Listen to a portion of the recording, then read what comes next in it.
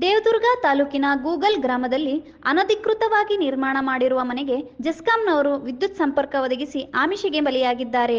ಕೂಡಲೇ ಸೂಕ್ತ ಕ್ರಮ ಕೈಗೊಳ್ಳಬೇಕೆಂದು ಕಮದಾಳದ ಗ್ರಾಮದ ರೈತ ಶರಣಗೌಡ ಆಗ್ರಹಿಸಿದರು.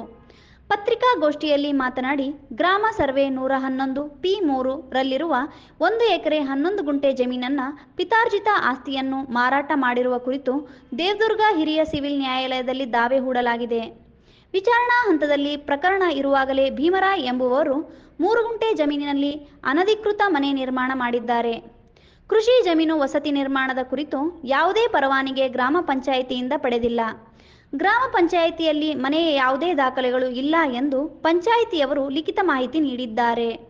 ಆದರೆ ಹಣ ನೀಡಿ ನಿರಪೇಕ್ಷಣಾ ಪತ್ರ ಪಡೆದು ಜೆಸ್ಕಾಂಗೆ ಸಲ್ಲಿಸಿದ್ದಾರೆ.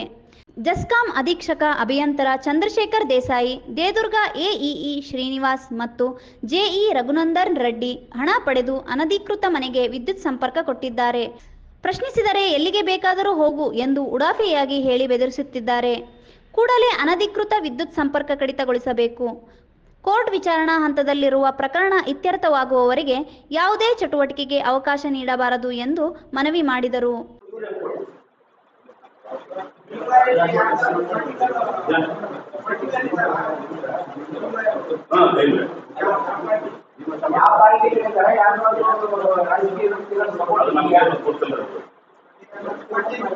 ಇವರು ಇಲ್ಲಿ ಚಂದ್ರಶೇಖರ್ ದೇಸಾಯಿ ಹೇಳೋದು ನಮ್ಗೆ ಆಯ್ತಣ್ಣ. ಮತ್ತೆ ಏನೋ ನಮ್ಗೆ ಅವಾಗ ಬಿಜೆಪಿ ಸರ್ಕಾರ ಇತ್ತು, ಈ ಕಾಂಗ್ರೆಸ್ ಸರ್ಕಾರ ಇತ್ತು. ನಾವು ಕೊಡ್ತೀವಿ ಅಂತ ನಮ್ಗೆ ಉಲ್ಟೆ ಹೇಳಿ ಮತ್ತೆ ಅವರು AW ಶ್ರೀನಿವಾಸ್ ಅವರು ನಮ್ಗೆ ಲಂಚದ ಬೇಡಿಬೇಕು 50,000.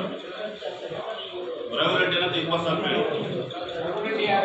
ಒಬ್ಬರು ಇನ್ಚಾರ್ಜ್.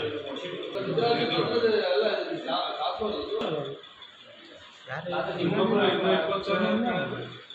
ಒಬ್ಬರು ಇನ್ಚಾರ್ಜ್ ಅಂತ ಬಂದಿದೆ ಜೈ ರಘುರೆಡ್ಡಿ. ಈ ಸಂದರ್ಭದಲ್ಲಿ ರಮೇಶ್, ಶರಣಗೌಡ, ಸಿದ್ದಲಿಂಗ ರೆಡ್ಡಿ ಉಪಸ್ಥಿತರಿದ್ದರು.